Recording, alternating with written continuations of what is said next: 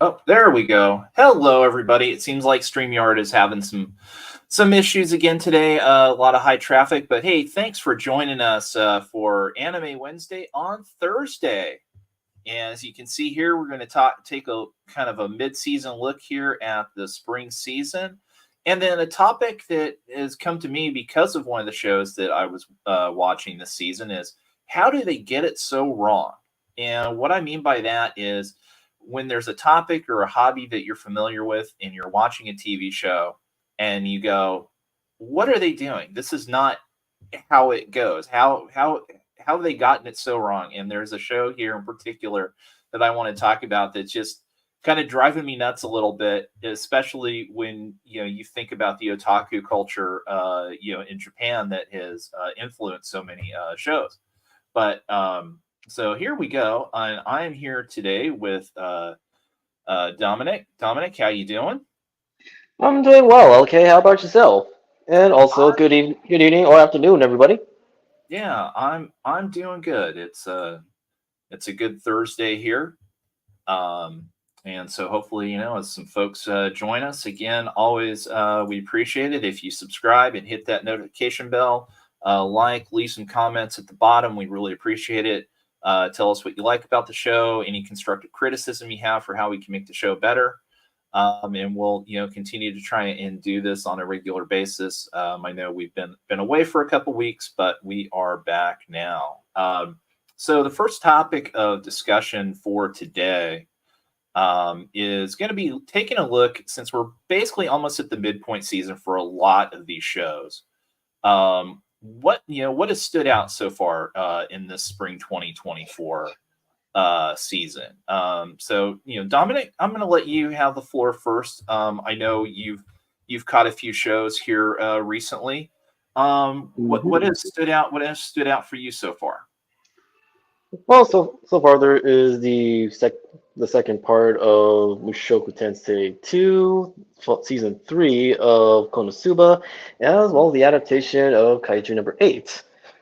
Although I will say for the first two, I'm still catching up on the source materials for each of them, along with Kaiju number 8. But otherwise, I do plan on checking out the source materials of other adaptations of a manga or light novel series, or alternatively, if they're an original animated series, then I'll give them a chance and see whether or not I'm going to stick around. Okay. Yeah, so definitely the two most recent episodes of Mushu Tensei or Mushoku Tensei really kind of been a gut punch. And again, I haven't been reading the manga for it so far, so I don't know what's coming up. And but the episode, or not the past episode, the episode before that. Um, was really in some ways heartbreaking, because for anybody who necessarily has been following along, we're now kind of into season 2 part 2. Rudius is getting settled in. He's reunited with Sylphie, his childhood friend. They've basically now gotten married, and are essentially starting their family. And then, unbeknownst to Rudius, his father sends his two younger sisters, who he basically almost doesn't know at all, to come live with him because he is going off to try and basically rescue his mom, and he didn't want them in harm's way. And you can kind of see from the small picture there, the one that's basically dressed as the maid, likes Rudius and is, happy and has chosen, she wants to be the maid. She wants to help out around the house. And then the little blonde, whose name I'm blanking on at the moment, is distrustful of Rudius. And so we have this episode where she decides that she wants to attend school, she wants to live in the dorms, and we get the perspective of Rios basically finds out that she hasn't been showing up for school, and so he's afraid. He doesn't want her to experience what he experienced in his former life of becoming a shut in and closing himself off from the rest of the world because of things. And then as the episode kind of unfolds, we find out kind of what's really going on, and it's just a heartbreaking episode. But I mean, it did definitely kind of ring, true to life, and it had a good logical resolution to it. Because I'll fully admit I was bought into it enough, and not having read the manga, that I was so afraid that he was going to pull back the curtain and find that she had, I'll just say, Minecraft herself. Because it was going that way. I was like, oh God, please don't. And then the most recent episode, which is I would say, literally kind of like the halfway, because it's definitely a really kind of dividing point, that I'm really just hoping that, the sinking feeling that I have of something bad happening to Sylvie because Rudeus has decided to go off and travel to go help his father, because he received a letter from his father saying, he was in trouble. Is not going to come to fruition. So I'm hoping it doesn't. I'm purposely not reading ahead because I don't want to know, because I'm enjoying the show that much. It's understandable. Yeah, and Konosuba is still fantastic. It's off the wall. It's so funny. I watched the latest episode today, and I just love the stuff that they get away with in the show. Kazuma is, a pervert with a heart of gold, and also a schemer. We get to see, and in this episode, we get to see, certainly in all the last two episodes, we get to see all the elements of his character there, and it's just great and glorious. And hey, Eloise, no, Englandine doesn't watch anime. I've taken over the stream. I've taken over the channel to talk about anime. And manga, as well as light novels. Yep. So so please enjoy. And then you mentioned, Kaiju number 8. Very solid. It's just beginning. They actually started I would say a week or two later than most of the other shows. Correct. So they're a couple episodes behind, but it's production IG. The animation, I think, has looked fantastic so far. Right now, the story is following along. Certainly I'm way behind on the manga, but I've read through the point that they're at through the first episodes. And it's been good. For me, one other show that I wanted to highlight that I've really enjoyed a lot is Bartender, Glass of God here. I'm gonna say it's an adult type show. It's going to be enjoyed more by people like me than somebody who's in their teens or even their 20s. Because it's basically it all centers around this bartender, and it kind of through this point of life, and meeting these people at this hotel. They're continuing to try and convince him to come become the bartender at this hotel, and then we're seeing him interact kind of with other bartenders, and he's kind of learning things from them. They're learning things from him. And it's very much a different show than the expectations I went in with, just based on when I saw the initial trailer and kind of read the initial synopsis, where I thought it might become this kind of like anthology story of the week. No, there's a really good kind of story with different characters that you come to understand and really like. I will point out, though, it was a couple episodes back where basically, more or less, at least 2/3 of the episode might as well have been a paid advertisement for Centauri whiskey. Well, that's one way to do product placement. Yeah. Well, basically, yeah, he goes uh, along with his friends and some other bartenders to take a tour of the Centauri whiskey factory and go through, different things and talking about how whiskey's made and what different varieties are and doing it this way and that.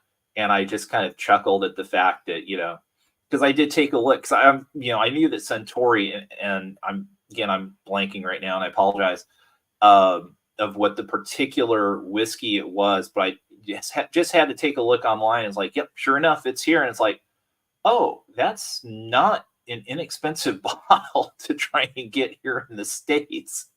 So I'm really curious. I haven't seen any news items, but I'm really curious if there was a sudden spike in the purchases of Centauri whiskey since that episode aired. Because I'm not sure if you're familiar with the manga Drops of God. And so I've yet to read that series, but I Okay, do yeah, know of its premise. yeah. So I mean, for those who don't know, it's basically all about a guy trying to um, uh, complete his father's will. Has to compete in this contest. Well, his father was a world famous wine critic and collector, and in order to inherit his father's estate, he has to complete all these different challenges, and he's basically facing off against a rival who was a critic that was mentored by his father, because the son here, um, you know, grew to kind of dislike his father, didn't want to have anything to do with wine, tried to, go complete opposite to where he was basically a salesman for a beer company. And, um, basically through these challenges, he learns kind of, what his father was trying to teach him, and the fact that he actually has this innate gift for, kind of understanding wine and things like that. And so it's called, Drops of God, because the idea is that his father in this had the 10 drops of God, or like the 10 wines that influenced him the most, sort of thing. But all the wines that are talked about in this manga are real. And it was identified or studied the fact that wine sales went up when wines were mentioned in this manga, because the manga was that popular. And it was also very popular. I think it was even more popular in France than it was in Japan. Huh. Uh, so yeah, it was really interesting phenomenon where, they would mention, whatever, vintage, a wine it was, and prices would shoot up, and demand would, go through the roof for that particular thing. So I'm kind of curious if something similar is happening with that one. It's entirely possible. Yeah. And also, I guess like to really drive home the point, like the glass of God is essentially Food Wars, but replace the food with wine. Um, Not quite. I mean, you do get a scene every now and then, but it's not nearly as blatant. Nobody's clothes are exploding off of them as they are in Food. Nothing too exaggerated and absurd like Food Wars. Yeah, which I love. I mean, yeah, Food Wars is long one of my favorites. Um, and I love the over the topness. You don't have that in here. It's much more refined, or yeah, refined would be a good word for it. Like in the most recent episode, uh, one of the other bartenders mixes a drink for his father, and his father then takes a sip and is suddenly reminded of cherry blossoms, and brings to mind the cherry blossom festival that they were supposed to go to but weren't able to, and things like that. So yeah, no, his clothes didn't explode off, or he didn't find himself, falling into a vat of cherries or anything like that. It was much more understated. than that. But yeah, it's been a really solid show, and as I say, I think it's a very adult show. Um, and yeah, I've enjoyed the heck out of it. Any other shows that you want to mention or highlight? I can bring anything up on screen here. Yeah, actually, I remember reading Windbreaker on Webtoons, which is not a manga but a manhwa or a Hmm. Korean comic, and that's actually another series that I still need to catch up on. No, nevertheless, I was surprised and happy to learn that it received an anime adaptation. Yeah, and it's been a pretty solid one. I'm a couple episodes behind right now, but I've liked what I've watched of it so far. I like the protagonist. Um, little tweak, a little different than kind of the typical protagonist you find in this type of show. Um, and yeah, it's been solid. The supporting characters have been good. So yeah, I'm looking forward to continuing it. And Nice. then yeah, so anything else from your anime group that you guys have caught the first episode of, or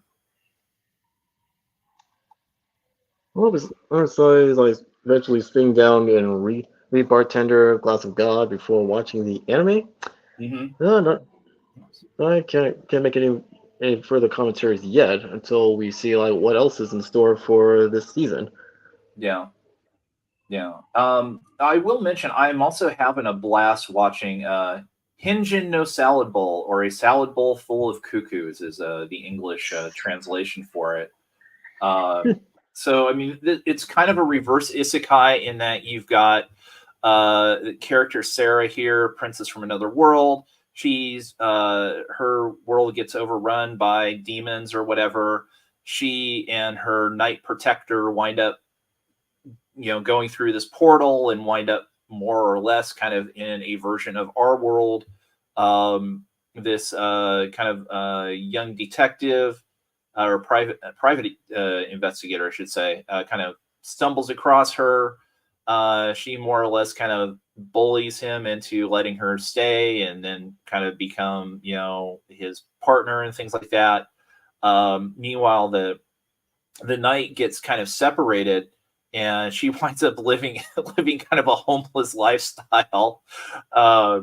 And then there's just some other wacky stuff that happens as it kind of unfolds. That the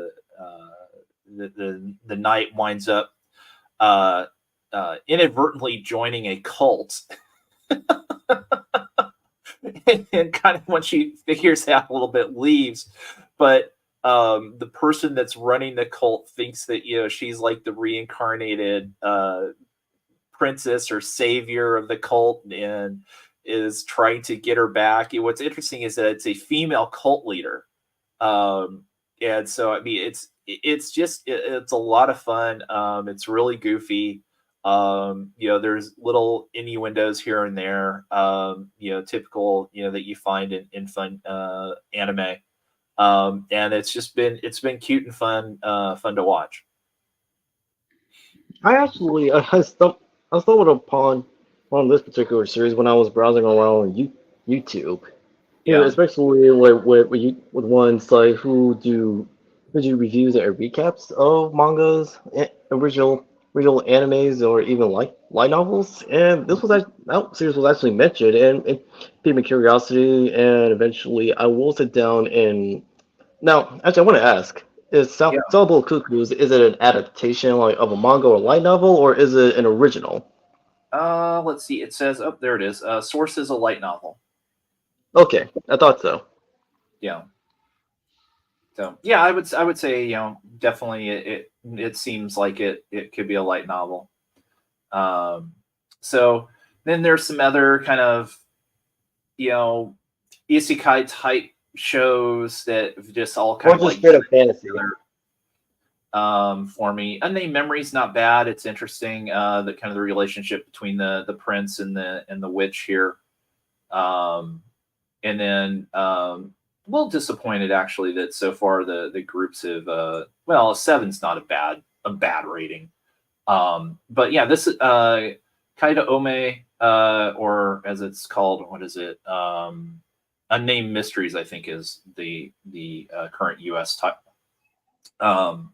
Has been Oh wait, a are you good, talking about mysterious disappearances? Oh, dude, actually, now that yeah. no, that's like mystery horror fantasy manga. Oh yeah, yeah, yeah. That Mysterious Disappearances, I think, is yeah, uh the title. I'm still like working on that one, known as well as the anime adaptation. However, like it knows when to add in the humor to bring in levity. Yeah. Yeah, I find it right now, at least, and I think I'm all caught up except for the last episode. I would say it's kind of like light horror, light suspense, which is, just fine for me. I'm not a heavy horror and guy, and there's some interesting mysteries. Sumariko is an interesting character. Um, and yeah, it's been a good fun series so far. I've enjoyed it. Yeah, you also like you get a X-Files vibe, like 'cause Yeah. with her like and her and as well as the other major protagonists, it's like he helps her to essentially help her save her life because when she found this book, she actually aged into a young kid. However, it can't come at the cost of her lifespan being taken from her. Like however, he was able to save her life, Hmm. which in turn like leads the two of them to become essentially a pair of cult detectives. So essentially to make sure like instances like that like does what she went through doesn't happen again in the future. Yeah. Well, and then of course you have the charming thing where Ren's sister keeps calling her apartment wife, so Yeah. which is funny. Um, and then we get down to High Speed Etoile, which basically moves us into kind of the other thing and what the other subject of today's show they talked about is how did they get this so wrong? And so you can see here from the community score here on my anime list, it's a 4.83. Um, I'm being generous and giving it a 5 right now for the first like 5 or 6 episodes that I've seen so far, and it really bugs me because I'm a racing fan. I've watched motorsports pretty much all my life. At different times in my life, I've been a huge IndyCar fan, a huge NASCAR fan. Watched Formula One. Used to watch, other forms of racing, and so I really enjoy auto racing. Um, and then last season, yeah, I think it was last season. Uh, we got two great or very good animes dealing with motorsports. One, probably my favorite of the two, is EF Ghost, which turned out to be the sequel to Initial D that I never thought I would see or I wanted, Seriously? and was fantastic. Oh yeah, it's actually a sequel to Initial D. You At least for me, I didn't kind of figure that out until I think it was the second episode, because it starts referencing characters from the original, from Initial D. In Oh it. wow. All right. Yeah, yeah. So it's very good. The racing scenes are fantastic. And then there was Overdrive. I think it's Overdrive or Overspeed, which was basically kind of like Overdrive. set Overdrive. Thanks. Which was set in kind of like a Formula 3 or Formula 3000. So one of kind of the lower ranks in the FIA, or trying drivers that are trying to get up to the Formula One level. And so it's kind of like this shoestring team, and this guy who's a photographer kind of stumbles across it, never watched racing, and falls in love with it, and then kind of joins the team to try and do everything he can to help push us forward. And again, racing scenes are really well done. So this one pops up on my radar, and I'm like, oh, okay, well, this looks, kind of interesting. A little bit of futuristic cars, okay. Although honestly, to me, the more I watch this, it's more like watching a Formula E. So for anybody who's not familiar, Formula E is the electric vehicle version of kind of Formula One that the FIA body has tried to create that has seen, I'll say, marginal success over the last 3 years or so.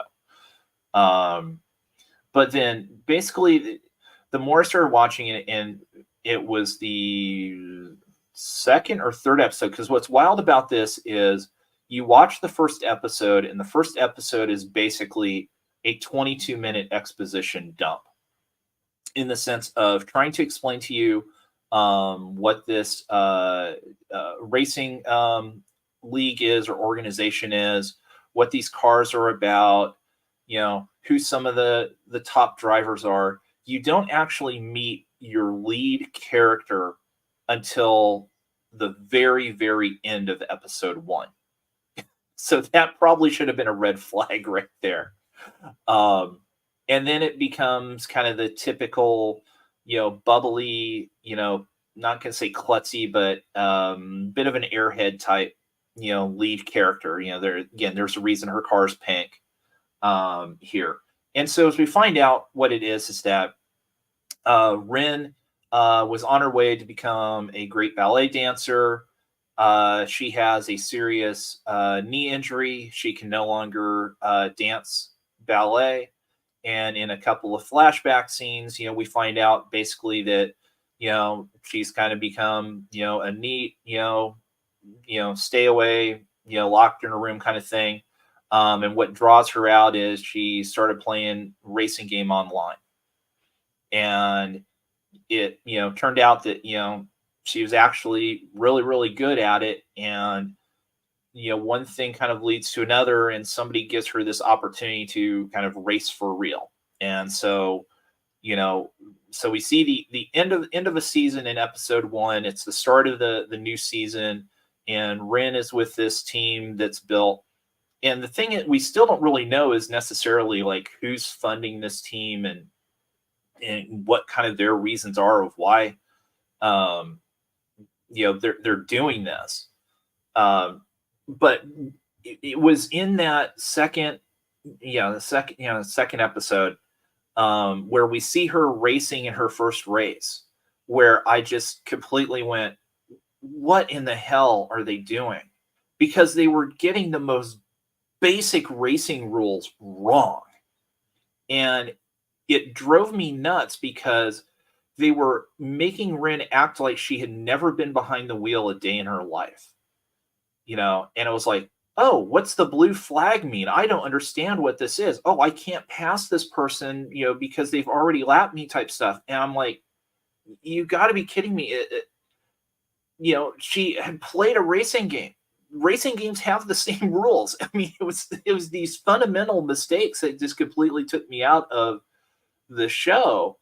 And then, later on, as they're kind of doing this montage of moving through the first part of the season, because she gets DQ'd in her first race, because again, she was, back marker. She was way behind everybody else. She gets passed up by the two leads, and she's frustrated, says, screw this. And, she's supposed to just let them go by because she's a lap car. She's not in competition with them. And instead, she puts her foot on the floor and accelerates and passes on the outside on this turn. And, you're not supposed to do that. And so she gets, disqualified from her first race, and she gets disqualified from her second race for some oddball reason. And then they're showing the montage in the third one, and they mix up qualifying and race results. And it was at that point where I'm going it really feels like whoever created this show has really no fundamental clue about racing. And that got me starting to think about, because I'm not used to seeing that in animes, because, usually they take great care in understanding the nuances of a particular genre or hobby or topic that they're doing a show about. And so I expected, basic competence about, what racing is, unless you're changing the rules and then tell us you're changing the rules. And they didn't do that here. And I'll just add too, the other funny thing about this is that of the basically main 12 drivers that we kind of see off and on, 8 of the 12 are female. So, if you follow racing at all, racing is pretty much like 90 to 95% male. There's very few female drivers right now. So it's just that the rest of the show has been just, pretty average. And, I may or may not watch the rest of the season. It'll definitely be kind of on the lower end. But yeah, as I was saying, it got me thinking about, okay, what other shows have gotten the basic premise wrong? Dominic, can you think of any shows off the top of your head that would fit that, or got you frustrated because as you're watching, going, that's not right, and then it just kind of takes you out of the show? I would have to go with. I want to go with well, two actually. Okay. Yeah, that will be the how how not to summon a how not to summon a demon lord as well as Yashahime, which is a sequel to Inuyasha. With the first, Okay.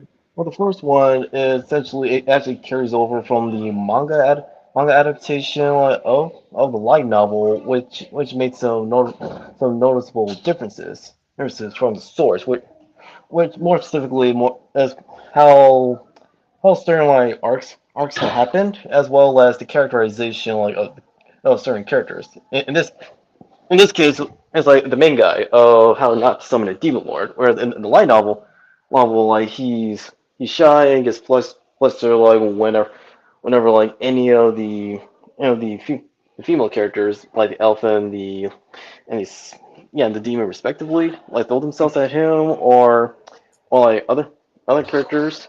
He gets flustered, but otherwise he is a decent guy who is like courteous and a gentleman. In the manga, however, like the writer just changed his personality from who he actually is from the light novel into a covert pervert, even though that's not the case. Yashahime is a sequel to Inuyasha, which is a one of Rumiko Takahashi's like, most popular manga series, which adapted into a beloved anime adaptation. However, it as well as the manga has its fair share of issues, but otherwise its redeemable qualities like outweighs its flaws, but they're not ignored. Yashahime like started out with promise because it focuses on the kids, is of not just like the main crew, but also Shishomaru's daughters Setsuna and who who were taken from the Sengoku era and transported into the present. However, they got separated when they were young. The issue is, however, is the two main characters that the audience is supposed to like care about, like they don't have the same weight as the main cast. Like what 9 times out of 10, then like the daughter of Inuyasha and Kagome is more interesting than the two characters. Also, like there's issues with pacing as well as like the handling of the villains, because they Mhm. whenever like the three like face off against their villains, they're taken out rather easily instead of giving them time to breathe and establish themselves like as a formidable threat. Okay. Yeah, it's one of those reasons why I don't really watch like any of these shows because of those issues. Just be like narratively as well as in character writing. Yeah. So again, I mean, it's those changes or that fundamental misunderstanding then that kind of just pulls you out of a series and kind of ruins your enjoyment for it, right?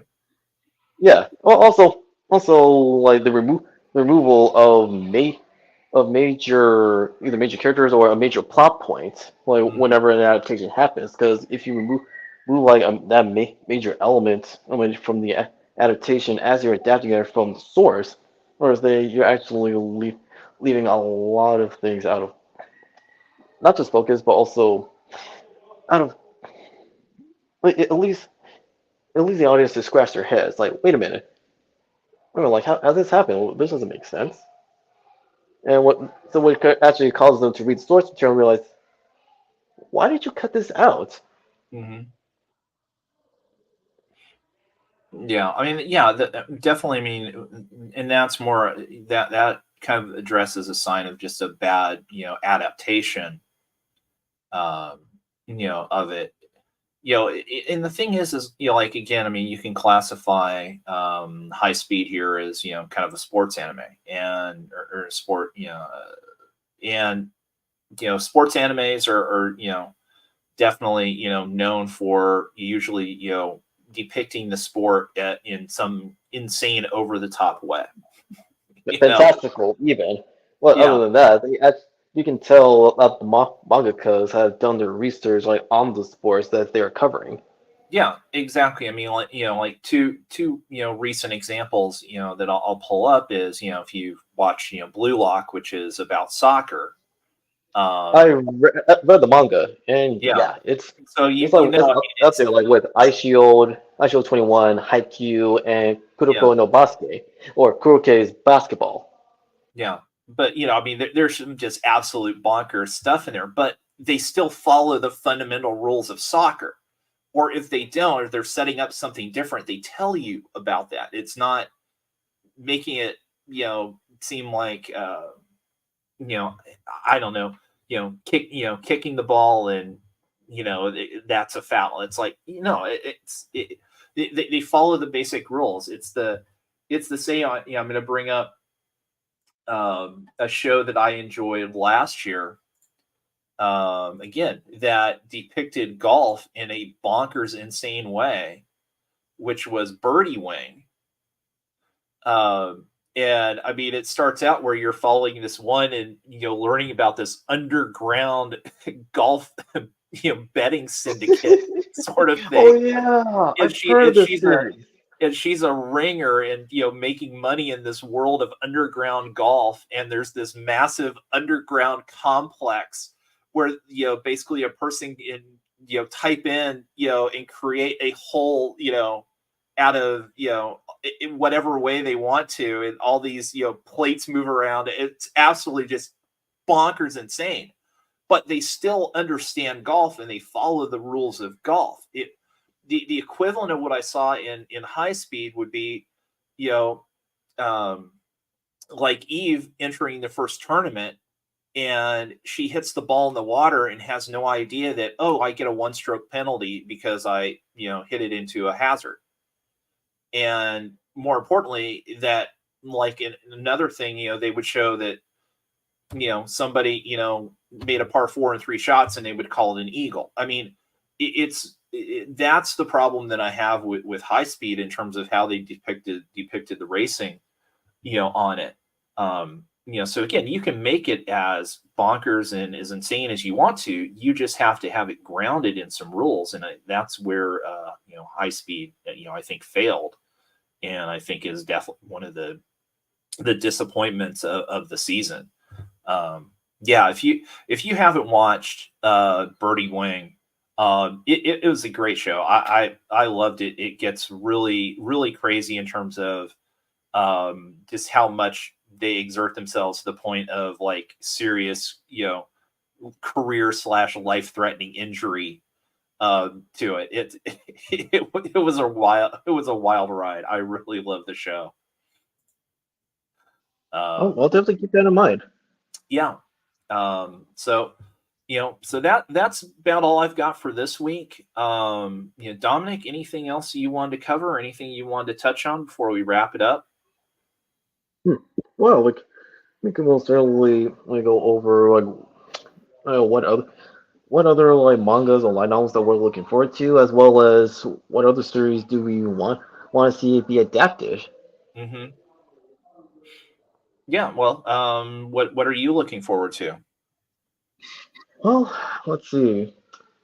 Besides mysterious disappearances, I will I will be checking out Windbreaker as well as the latest seasons of Mushoku Tensei as well as Konosuba because one is comedic and lighthearted, while the other one it tells a story of rehabilitation, especially with Rudius, because it's less about redemption and more of him like using the second chance to become a better person and not make the same mistakes that led him to the previous like path that he was in before he was transported into the fantasy world.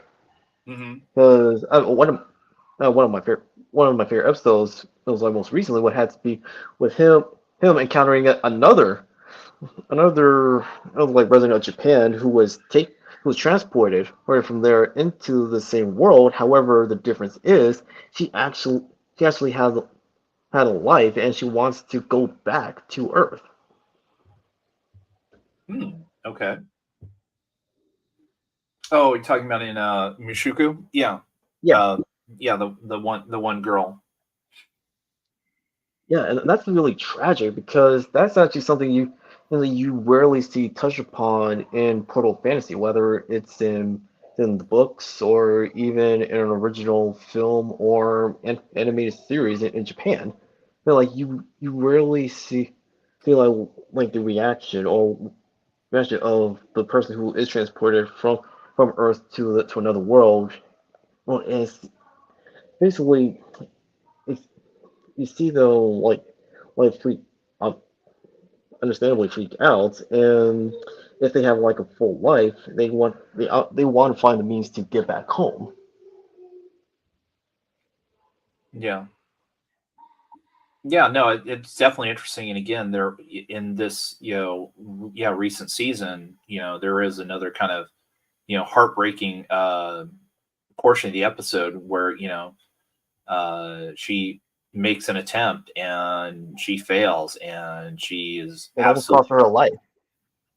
Yeah, and then, how Rudius basically kind of rallies everybody around her to, pick her spirits up and, hmm and rescues her. And again, that's seeing kind of the development of, Rudius again not being the person that he was.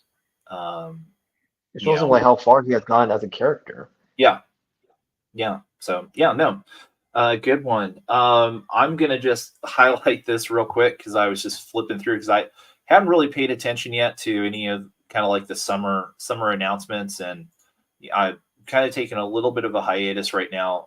Hmm. In reading manga right now.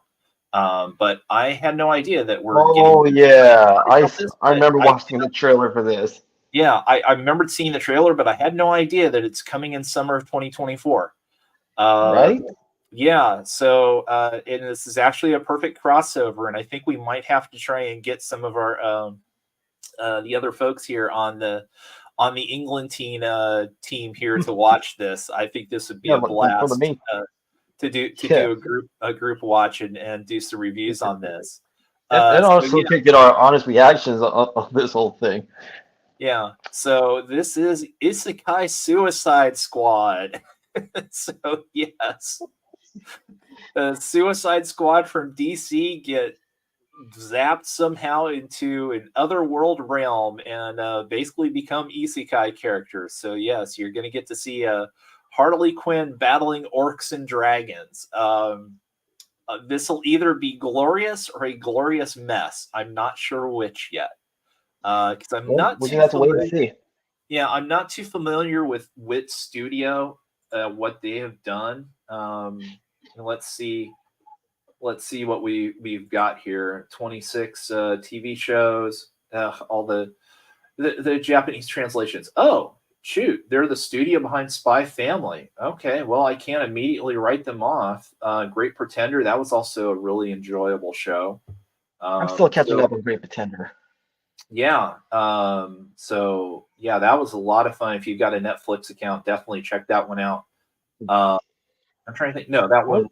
I'm thinking of a different one that turned out to actually be connected to the Millar universe. Oh, you're talking about Super Crooks.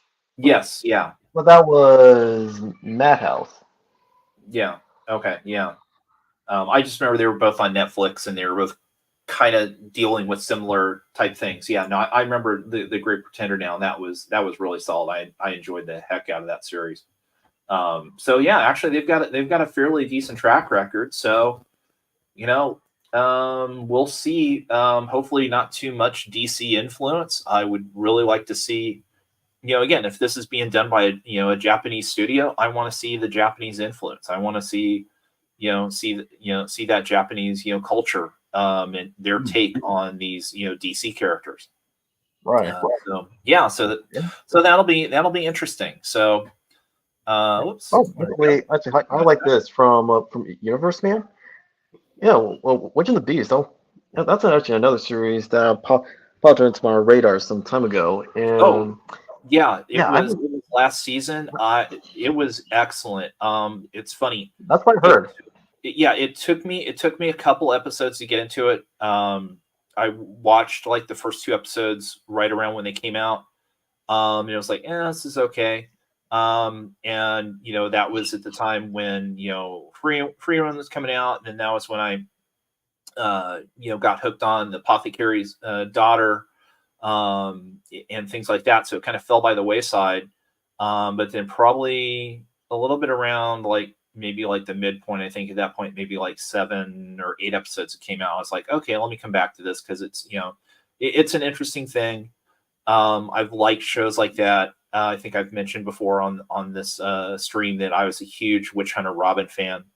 Ooh, and I love Witch Hunter Robin. I'm still pining for that second season, and maybe in some Berenstein universe that we got a second season or a third season of that. But I know it's past. But well, maybe not, because actually I did not realize this. But actually, Bartender is actually I say a reboot, but I guess there was an original anime of it like 15 years ago or something. So it's they kind of like brought it back in the same. There's another show this season that's like a redo of an old show. So maybe maybe there's some possible chance. I mean, it is animation, so it's not like the actors can age out of it. But yeah, and so yeah, Witch Hunter Robin and other series like that. And I turned out to just absolutely love the series and what they were doing with it, to where when it ended, I can't wait and I hope we get a season 2 for it. So no, I understand where you're coming from, because it's similar to Studio Trigger's BNA, Brand New Animal, and because I'm still planning for a second season because it left on a sequel hook after everything has been settled. So like between like Shiro and the main big bad, that is responsible of trying to like exacerbate the tense relations between humans and the Beastmen. yeah. Well, I guess I know another series another adaptation of a manga I'm looking forward to is El San wa Yasara Nare, or the English title Plus Size Elf, which is similar to How Heavy Are the Dumbbells You Lift, but it's also a reverse isekai where a dietitian that works at this like massage and fitness clinic. He actually helps an elf to lose weight, because in order to get back to the fantasy world, she has to be the same weight that she entered Earth in. And the reason why she gained weight is she had gotten obsessed with our French fries. I can understand that as being a French fry fan as well. So more power to her. I remember seeing that title. I hadn't checked it out. I did enjoy How Heavy Are the Dumbbells. That was a really fun show. Yeah, it also, like, even if you read the manga, it has some tips and instructions on how to do each workout technique. Yeah, yeah. Well, they would do a little bit of that too in the anime. Yeah, and as to Beastars, I'm surprised. I have to believe that a second season is on its way, because I know that there was Netflix money put into that, because Yeah. that was where the show was, for U.S. audiences. If you want to see it legally, that's where you have to go to watch it. So I Well, know. I mean, it already had a season 2. People are just waiting for a season 3. Okay, well, yeah, I mean, and I'm just wondering maybe if it got kind of stuck, because that came out, you know, during COVID, didn't it? So I'm just It wondering maybe if the production did. got delayed because of COVID related issues and scheduling and things like that. But we'll have to see. I mean, again, Trigger's got a good track record. I mean, I didn't mention Delicious in Dungeon.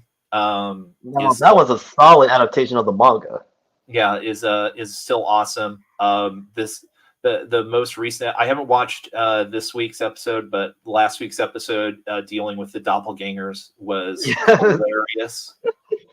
And it was it was so funny watching that.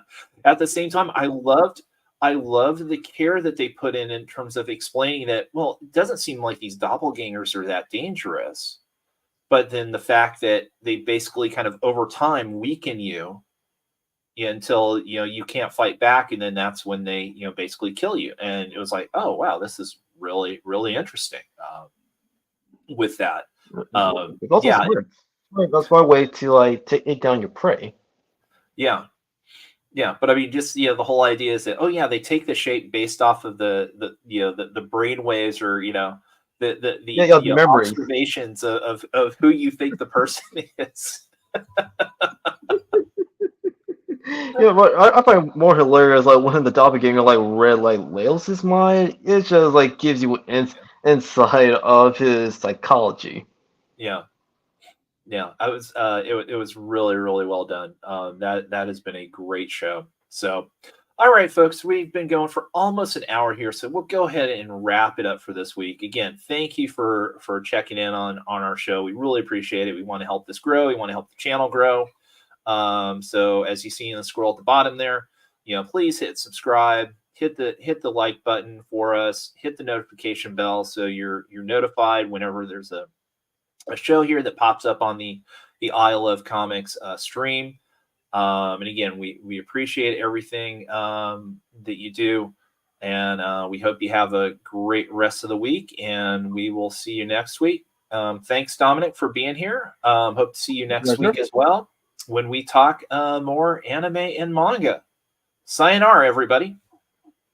See you all later.